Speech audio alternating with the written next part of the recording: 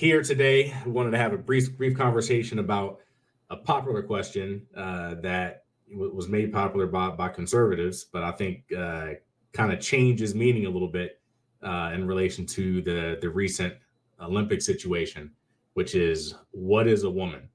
So, in order to kick, before we jump into the controversy, let's just answer the question. I don't mean to put you on the spot, Carlos, but if somebody asked you, what is a woman, what would be your answer?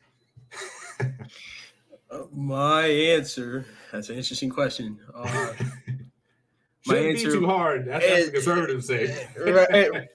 It would be a human with two X chromosomes. That would be my answer. Human with two X. All right. Yep. So that's, a lot of conservatives, they would say an adult human female. That's probably the most common one that I've heard from conservatives. And I remember when I first heard this, and this is really like a kind of a big foreshadowing into the recent Olympic issue here. I remember I first heard that sex wasn't binary. It was from a doctor. It was on I was watching some obscure YouTube videos, and this person said, that most people buy into the false sex binary. And I'm like, well, hold on. And my first instinctual reaction was that, well, sex is binary, right? Like, right. Gender may not be, binary, like I can understand some people saying gender is a social construct.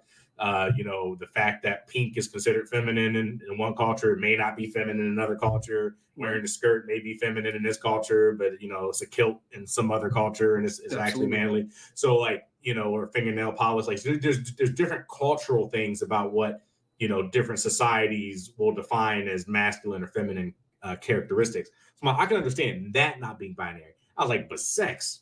Like that's bigger than humans. I mean, you talk about whales and a lot of different animal life, that has sexual reproduction, has sex, and it almost always, per my understanding, is binary, right? And so she was like, it's not binary, and she was a doctor, right? And I was like, okay. My first instinctual reaction is that's wrong. It sounds like BS.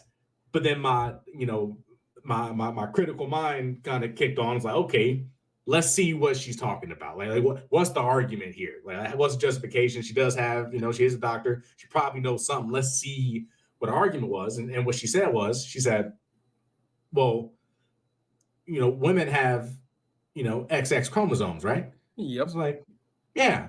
He said, and women have, female genitalia like vaginas, right? And yep. Yeah. He said, well, what if you're XX and you have a penis?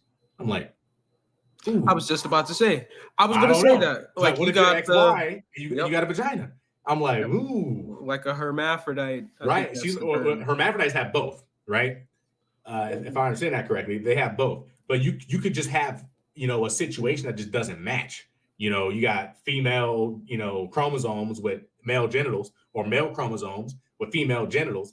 And if you have that mix, which she especially said was that XY is extremely highly correlated with having a penis, but not everybody with XY has a penis. And the same thing, XX is highly correlated, with female genitalia, but not everybody will have female genitalia. So if you have that, then what is it? And I'm like, I don't know. That's a good point. She basically said, which metric are you going to go off of? You're going to go off the genitalia, or are you going to go off of the chromosomes?